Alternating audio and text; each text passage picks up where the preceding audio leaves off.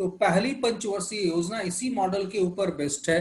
थोड़ा सा ध्यान दे लीजिए ये एक्चुअली किस प्रकार से काम करता है। सीधा सा यह काम करता है लो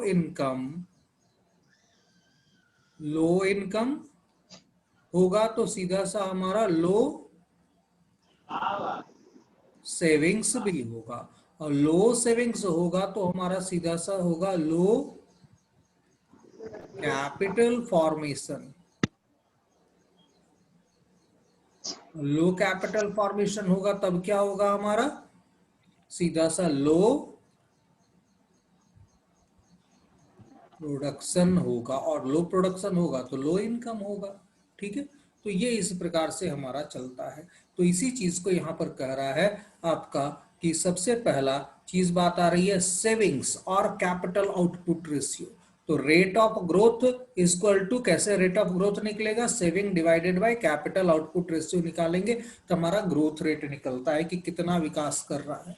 The capital output ratio defines the change in capital divided by the change in output measures the productivity of the investment that takes place। तो यहाँ पर इस प्रकार से ये निकाला जाता है। तो रेट ऑफ ग्रोथ ऐसे निकल गया हमारा। The first 5-year plan was launched in 1951 which mainly focused on the development of the primary sector। यह केवल प्राइमरी सेक्टर के ऊपर ही डिपेंड करता था, या ज्यादातर फोकस इसने प्राइमरी सेक्टर को विकास करने में लगाया। जरा बताइए प्राइमरी सेक्टर में क्या क्या चीजें शामिल हैं। प्राइमरी, सेकेंडरी और टर्सरी। इंडियन इकोनॉमी को 3 भागों में बांटा जाता है। जरा बताइए what is primary sector and what is secondary and tertiary sector, क्या होगा ये हमारा। सुप्रियो बता सकते हो प्राइमरी सेक्टर क्या क्या होगा।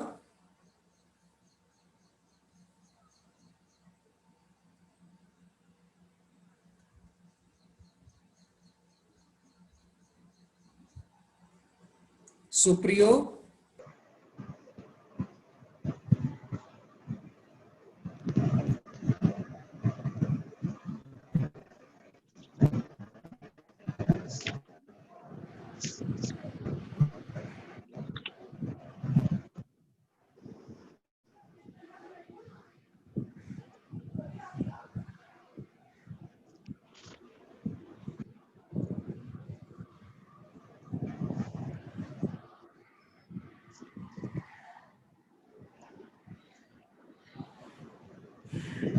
सर आपका ऑडियो म्यूट है सर, अनम्यूट कीजिए सर।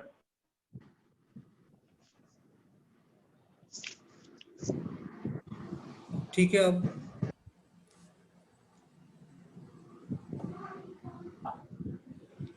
यहां पर बात करेंगे हम लोग किसका। सबसे पहला एग्रीकल्चर, दूसरा फॉरेस्ट्री, तीसरा फिशरी, चौथा animal husbandry. Animal husbandry.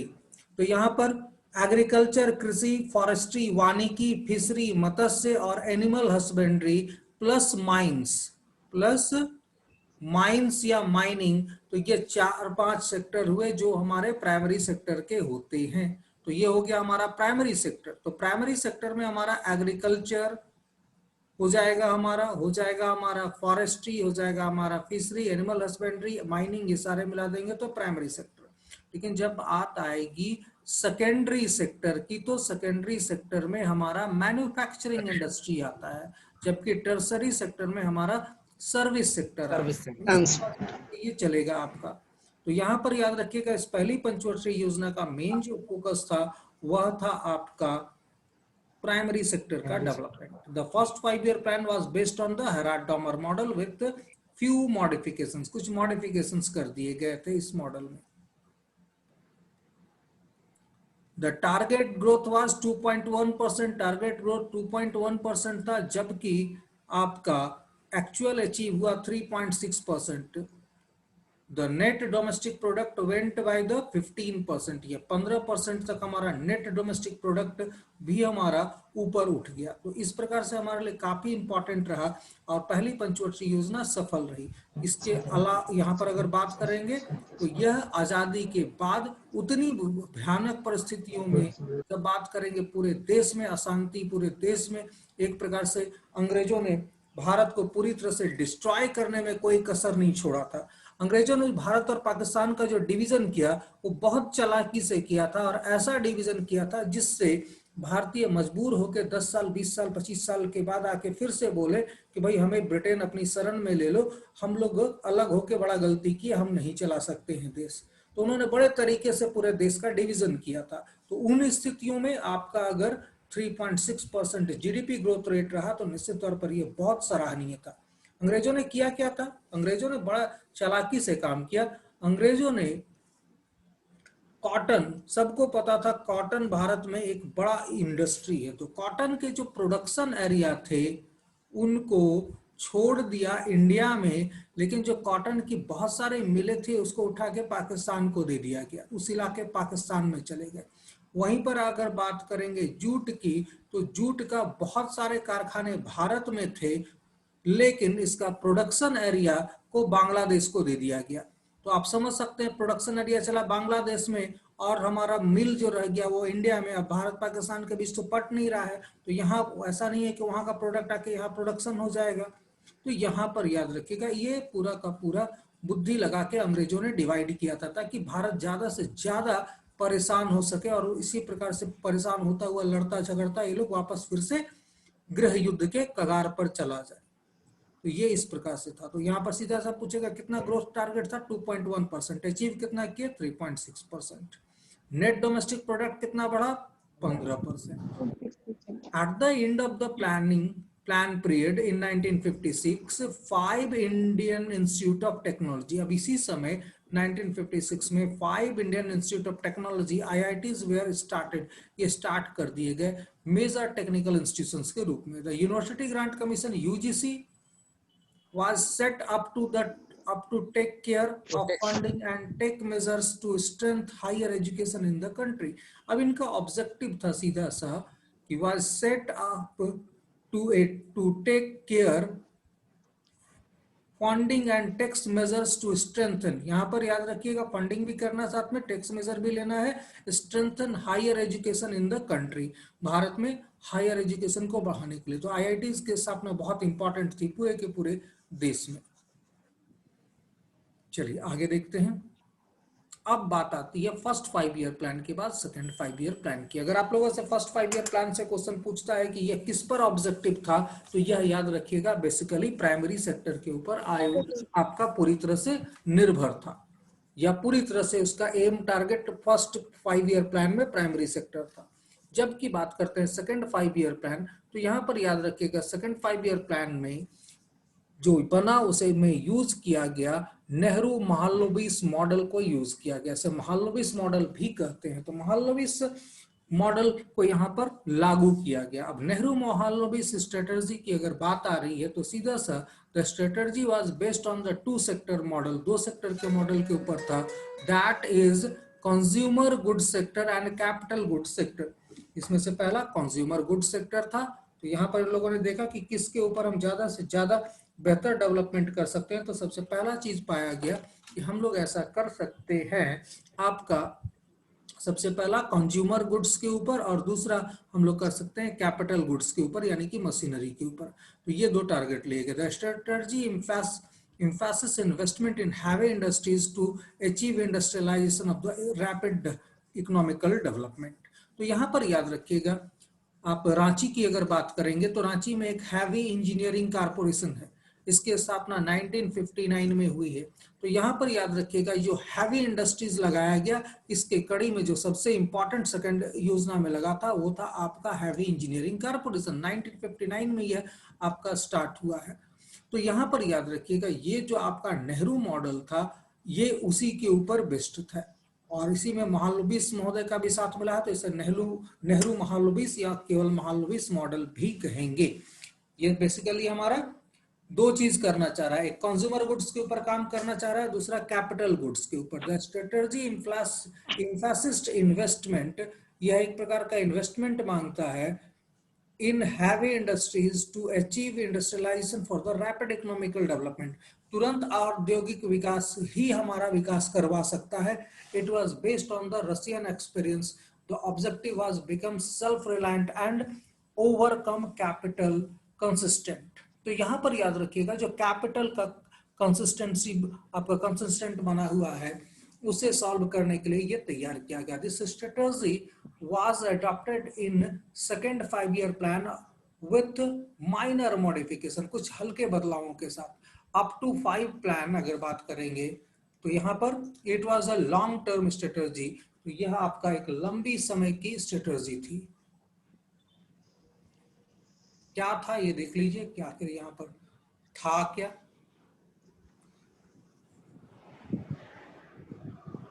The Mahalanobis strategy called up for larger, तो महालनोबिस ने यहाँ पर लार्जर के ऊपर फोकस किया।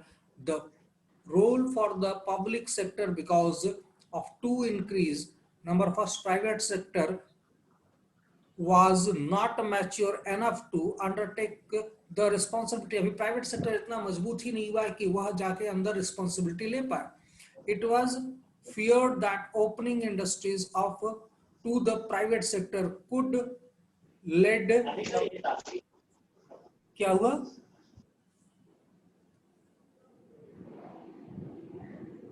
सेकेंड 5 ईयर प्लान में कि कैसे सरकार की भूमिका को जस्टिफाई किया जाए और ज्यादा से ज्यादा रखा जाए सरकार की भूमिका को। तो पहला ही देखा गया कि प्राइवेट सेक्टर मैच्योर नहीं है तो ये जिम्मेदारी उठा भी नहीं पाएगा।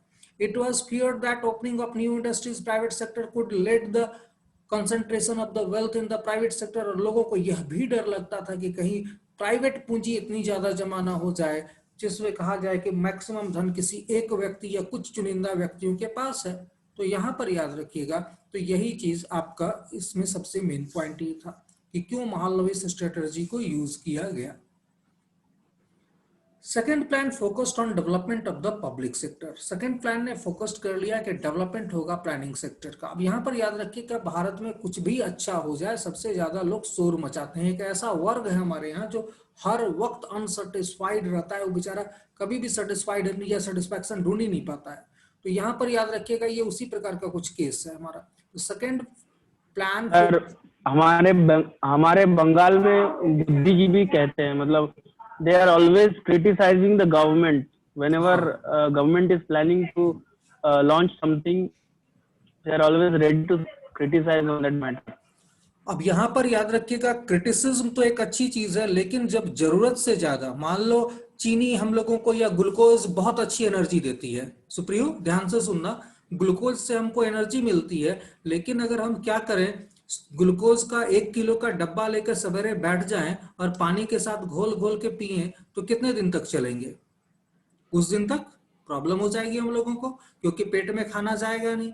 तो यहां पर भी वही चीज है, कोई अच्छी चीज भी है तो उसका भी अगर एक्सेस कर दिया जाए तो वो नेगेटिव हो जाता है। तो यहां पर क्रिटिसिज्म एक लिमिट तक होना चाहिए। तो यहां पर शुरू हुआ पंडित नेहरू का जबरदस्त क्रिटिसिज्म, और अगर मेरे हिसाब से बोलो तो पंडित नेहरू का ये एकमात्र सबसे बड़ा देन है भारत को। अगर कहा जाए कि उन्होंने क्या क्या भारत को दिया तो हम सबसे पहले इसी सेकेंड 5 ईयर प्लान का ही नाम लेना चाहेंगे। इसमें हुआ क्या, सबसे पहले एचईसी का फॉर्मेशन हुआ, और HEC is a mother plant. HEC जो कि रांची में है, ये क्या है, हमारा मदर प्लांट है। मदर प्लांट का मतलब होता है, यहां पर याद रखिएगा, ऐसी कंपनी जो अपने जैसी दूसरी कंपनी को बना सकती है। यह एशिया का पहला और वर्ल्ड का तीसरा मदर प्लांट था, एचईसी हैवी इंजीनियरिंग कारपोरेशन। तो यहां पर हैवी इंजीनियरिंग कारपोरेशन की स्थापना की गई ताकि औद्योगिक रफ्तार को और ज्यादा तेज किया जा सके। वहीं पर अगर बात करेंगे दूसरे साइड में, दुर्गापुर, भिलाई और राउरकेला में 3 बड़े स्टील कारखाना की स्थापना हुई। तो यहाँ पर दुर्गापुर, भिलाई और राउरकेला में 3 बड़े स्टील प्लांट की स्थापना हुई। तो आप देखेंगे दुर्गापुर के इर्द गिर्द छोटे छोटे उद्योगों का जाल फैला हुआ है। भिलाई और राउरकेला में भी देखेंगे कि उस जगह पर जहां एक स्टील प्लांट बना था, अगल बगल में और भी छोटे छोटे उद्योगों का जाल फैला हुआ है। तो यहां पर याद रखिएगा, इस प्रकार से इकोनॉमिकल डेवलपमेंट में यह महत्वपूर्ण योगदान देने वाले सारे के सारे संस्थान बन गए। तो यहां पर भारत में कोई भी चीज का याद रखिएगा, जब खूब आलोचना होने लगे ना तो समझ जाइए लगता है पक्का चीज अच्छी है। खूब जोर शोर से आलोचना होने लगे तो ये कई बार डाउट जाता है। तो पंडित नेहरू को ऐसे हम भी बहुत अच्छा नहीं कहते, लेकिन सेकेंड 5 ईयर प्लान उनका बहुत अच्छा था। और जब इनका खूब आलोचना होने लगा तो थर्ड 5 ईयर प्लान में फिर से ये टारगेट बदल देंगे। टारगेट बदल देंगे, नतीजा फिर से नुकसान होगा। चलिए यहां पर बात करते हैं। तो यहां पर भारतीय जो स्टैटिस्टिशियन थे प्रशांत चंद्र महालनोबिस, इन्हों के सहायता से ये पूरी की पूरी योजना तैयार की गई। इसका ऑब्जेक्टिव था सीधा सा डेवलपमेंट ऑफ पब्लिक सेक्टर और रैपिड इंडस्ट्रियलाइजेशन, तीव्र औद्योगिकीकरण और हमारा development of public sector. The plan attempted to determine the optimal allocation of investment between productive sector to maximize long run economic growth। ये लॉन्ग रन के लिए, लंबे समय के लिए आर्थिक विकास की एक योजना थी कि लंबे समय में हम आर्थिक विकास कैसे कर पाएंगे, क्योंकि तुरंत में कुछ भी नहीं होगा। अब यहां पर आते हैं। It used prevalent state-of-the-art technique of operation, research and optimization as well as the novel application of the statistical model development at Indian Statistical Institute। यहाँ पर याद रखिएगा, इन्होंने जो पूरा का पूरा आपका कह सकते हैं कि प्रोग्राम को बनाया, उसमें इन्होंने क्या किया कि पूरे के पूरे जितने भी लेटेस्ट टेक्निक थे उन सबको यूज करते हुए उन्होंने डाटा कलेक्ट जो किया था उन सबको सिंथेसिस किया। तो the plan assumed that the closed economy in which the main trading activities would be centered on importing capital goods। तो यहाँ पर इन्होंने assume किया, द प्लान assume एक क्लोज इकोनॉमी, एक ऐसी क्लोज इकोनॉमी को एज्यूम किया इन विच जिसमें the main trading activities would be centred on importing capital goods. इनकी जो मुख्य गतिविधि है वह कैपिटल गुड्स को इंपोर्ट करने के ऊपर ही डिपेंड करती थी। तो यहां पर याद रखिएगा, कैपिटल गुड्स को तो इंपोर्ट किया जा रहा है, लेकिन कैपिटल गुड्स को इंपोर्ट करने के बाद प्रोडक्शन तेजी से हमारा हो पाएगा, मशीनरी हमारे आ पाएगी। तो एचईसी की स्थापना इसीलिए की गई थी, या इसी प्रकार से दुर्गापुर, भिलाई, राउरकेला की भी स्थापना की गई ताकि ज्यादा से ज्यादा लोगों को लोहा उपलब्ध हो सके। Hydroelectric power project and the 5 steel plants, hydroelectric power project and 5 steel plant Bhilai, Durgapur and Rourkela was established with the help of Russia, Britain and UK. Russia, Britain, जिसे को यूके भी कहेंगे, एंड वेस्ट जर्मनी रेस्पेक्टिवली। उस समय east Germany और waste Germany दो अलग अलग हुआ करते थे, बाद में दोनों मिलकर एक हो गया है। कोल प्रोडक्शन वाज इंक्रीज, यहाँ पर कोल प्रोडक्शन भी बढ़ाया गया। More railway lines were added in the North East, ज्यादा से ज्यादा रेलवे लाइन हमारे नॉर्थ ईस्ट में बनाए गए। तो इस प्रकार से सेकेंड 5 ईयर प्लान हमारा इस प्रकार से स्टार्ट हुआ और एक प्रकार से कह सकते हैं कि बहुत सारे अचीवमेंट को लेकर था ये। Tata institute of fundamental research यहाँ पर स्थापना की गई, Tata institute of fundamental research की एंड एटॉमिक एनर्जी कमीशन की of India was established as a research institute. ये रिसर्च इंस्टीट्यूट की तरह इनकी स्थापना की गई। In 1957, a talent search and scholarship program was begun to find talent young student to train the work in the nuclear power। तो यहाँ पर इस प्रकार से 1957 में यह शुरुआत की गई। The second plan was a period of the rising price। अब यहाँ पर याद रखिएगा, जो दूसरा प्लान था, सेकंड प्लान था, वो क्या था, was a period of the rising price, इसमें कीमतें ऊपर जा रही है। The country also feed foreign exchange crisis, और यहाँ पर कंट्री को क्या करना पड़ रहा है, फेस करना पड़ रहा है फॉरेन एक्सचेंज क्राइसिस का। अब यहाँ पर याद रखिएगा, फॉरेन एक्सचेंज यानी कि विदेशी मुद्रा के भंडार का क्राइसिस यहाँ पर सामना करना पड़ रहा है। वर्तमान में विदेशी मुद्रा भंडार कितना है, जरा बतलाओ तो, कोई बतलाइए। फॉरेन रिजर्व का स्टोरेज अभी कितना है?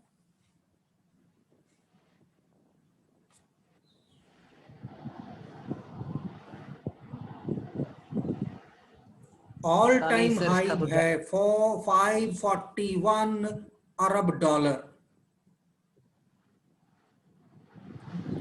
541 billion dollar all time high है ये हमारा। तो अभी तक सबसे ज्यादा, आज का ही न्यूज़पेपर से ये मैंने डाटा लिया है, तो 541 बिलियन डॉलर इनका पूरा का पूरा फॉरेन नेटवर्थ है आज के टाइम में। ये बहुत बड़ा आपका सिंबल है, क्योंकि 1500 अगर बात करेंगे तो वहां पर बिलियन यूएस डॉलर चाइना लेके बैठा हुआ है। तो हमको जल्द से जल्द इसे कंपनसेट करना है। 2014 में अगर बात करेंगे तो ये था 289 बिलियन डॉलर। तो 289 बिलियन डॉलर से सीधा सा हमारा अब जा रहा है 541 तक आज पहुंच गया है। तो आने वाले समय में ये 581 बिलियन डॉलर भी इस साल के लास्ट तक चला जाएगा।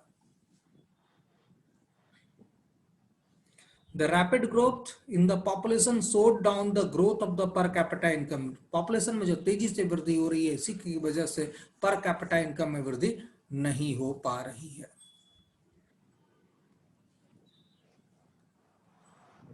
अब यहां पर बात करते हैं, target growth rate was 5.4% and actual growth rate was 4.27%। Third, यहां पर बात कर, यहां पर सेकंड में इस चीज को समझ लीजिएगा कि सेकंड जो हमारा पूरा का पूरा योजना था वो बहुत ज्यादा एक प्रकार से कहते हैं इंडस्ट्रियल डेवलपमेंट को समर्पित था, तो औद्योगिक विकास और तीव्र औद्योगिकीकरण की मंशा से ये था। अब बात करते हैं थर्ड 5 ईयर प्लान की 61 से 66। The third 5 year plan stressed agriculture improvement in the production of wheat, but brief Sino-India War of 1962 exposed the weakness in the economy and shifted the focus towards the defense industry and the Indian Army.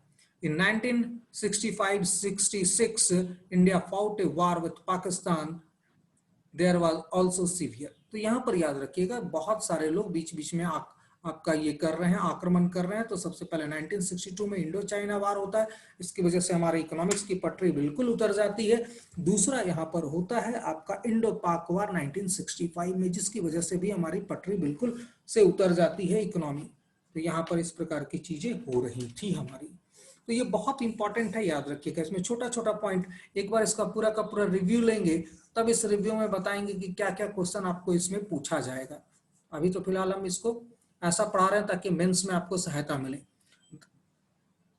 और अनीशा, मनीष, आप लोग सारे के सारे ये कर दीजिएगा कि आप लोग ज्यादा से ज्यादा जो क्वेश्चन आंसर आप लोग को दिया हुआ है उसको करने के ऊपर फोकस ज्यादा करेंगे, कि ज्यादा से ज्यादा क्वेश्चन आंसर आप लोग करने के ऊपर फोकस करें। जितना भी क्वेश्चन आंसर है सारा का सारा करते जाए, ज्यादा बेहतर है। कल भी 10 क्वेश्चन 9 क्वेश्चन दिए थे, उतना कर लीजिएगा। इस सप्ताह में आपका संडे, आज संडे है, अगले संडे तक वो हो जाना चाहिए। There was also severe drought in 1965। सिर्फ इंडो पाक वार और इंडो चाइना वार नहीं था, बहुत बड़ा ड्राउट भी देश में पड़ा था। इस ड्राउट में लाल बहादुर शास्त्री को यह अपील करनी पड़ी कि आप सप्ताह में एक दिन का भोजन छोड़ दीजिए ताकि गरीबों को भोजन मिल सके। तो आप समझ सकते हैं कि कितनी ज्यादा खाने की समस्या रही होगी देश में, कि आदमी पैसा देने को तैयार भले होगा लेकिन उसके पास अन्न अवेलेबल नहीं होगा। तो यहाँ पर याद रखिएगा, the war led to inflation and the parity was shifted to the price stabilization। तो यहाँ पर चला गया मूल्य स्थिरीकरण के ऊपर सारा का सारा आपका focus. The construction of the dams continued, dams का बनना कंटिन्यूड रहा। Many cement and fertilizer plants were also build, बहुत सारे यहाँ पर सीमेंट और फर्टिलाइजर प्लांट बने। Punjab began production in abundance of the wheat, Punjab ने गेहूं का अत्याधिक उत्पादन करना आरंभ कर दिया। तो इस प्रकार से यह हमारा ये योजना थी third 5 year plan. Third 5 year plan के बाद यहां पर इसी में देख रहे हैं, many primary schools were started in the rural areas. बहुत सारे हमारे स्कूल्स रूरल एरिया में स्टार्ट किए गए to bring democracy to the grass root level. Democracy को ग्रास रूट लेवल तक पहुंचाने में के प्रयास किए गए। Panchayat at elections were started and the states were given more development responsibilities। तो यहाँ पर क्या क्या चेंजेस किए गए ये देख लो। सबसे पहला चेंजेस हुआ, पंचायत सिस्टम वापस फिर से आपका क्या हो गया, स्टार्ट कर दिया गया। तो यहाँ पर याद रखिएगा पंचायत इलेक्शंस को स्टार्ट किया गया। वहीं पर दूसरे साइड में हम लोग देख रहे हैं कि और क्या इसमें होगा, हमारा इंपॉर्टेंट इंप्रूवमेंट हुआ। तो ये याद रखिएगा। इसके साथ यहाँ पर मोर जो पावर थी वो दे दी गई किसको, स्टेट को। किस मामले में दे दी गई, डेवलपमेंट रिस्पॉन्सिबिलिटीज। तो यहां पर डेवलपमेंट रिस्पॉन्सिबिलिटीज भी स्टेट को दे दी गई। State electricity board, for example बात करेंगे, स्टेट इलेक्ट्रिसिटी बोर्ड और स्टेट सेकेंडरी एजुकेशन बोर्ड, ये दोनों के दोनों क्या हो गए, दे दिए गए स्टेट को। इन दोनों की स्थापना की गई। State were made responsibility for secondary and higher education. तो यहाँ पर स्टेट को सेकेंडरी तथा हायर एजुकेशन की जिम्मेदारी सौंपी गई। State road transport corporation were formed and local road building becomes a state responsibility. जो स्थानीय सड़कें थी उसके बनाने की जिम्मेदारी राज्य सरकार के ऊपर डाल दी गई। तो इस प्रकार से सेंट्रल गवर्नमेंट ने राज्य सरकार के ऊपर अपना कुछ प्रेशर को डालने का काम किया ताकि सेंट्रल गवर्नमेंट के ऊपर ज्यादा प्रेशर न पड़े। तो इस प्रकार से ये पूरा का पूरा शुरुआत होता है। चलिए आगे देखते हैं, यहाँ पर और भी कुछ चीजें हैं जो इंपॉर्टेंट है। ये क्वेश्चन अभी आप लोग को समझ में नहीं आएगा मेरे ख्याल से, क्वेश्चन इसमें आपको समझाना पड़ेगा, निकालना पड़ेगा। The target growth rate was 5.6%, but the actual growth rate was 2.4%। कहा जाएगा, पूछेगा आपसे कि किस योजना के काल में विकास दर नेगेटिव चली गई है। तो विकास दर नेगेटिव हो गई है आपका 2.4% अभी। तो aim was to make India's self reliant and self governing economy. तो यहाँ पर इंडिया को भी एक सेल्फ रिलायंट और सेल्फ गवर्निंग बॉडी के रूप में खड़ा करना था। पंचायत इलेक्शन वाज स्टार्टेड, इसी काल में पंचायत के इलेक्शन भी आरंभ हो गए थे। तो यहाँ पर इतना हम लोगों ने देखा कि ये इतने इतने पॉइंट्स हैं हमारे पास। तो यहाँ पर अब यहाँ पर आप लोग को जब हम इसका पीडीएफ आप लोग को दे देंगे तब आप लोग को इसको आराम से पूरा का पूरा देखना है और सबका सब समझना है। कल आप लोग ये देखिए कौन कौन से इंपॉर्टेंट न्यूज आए हमारे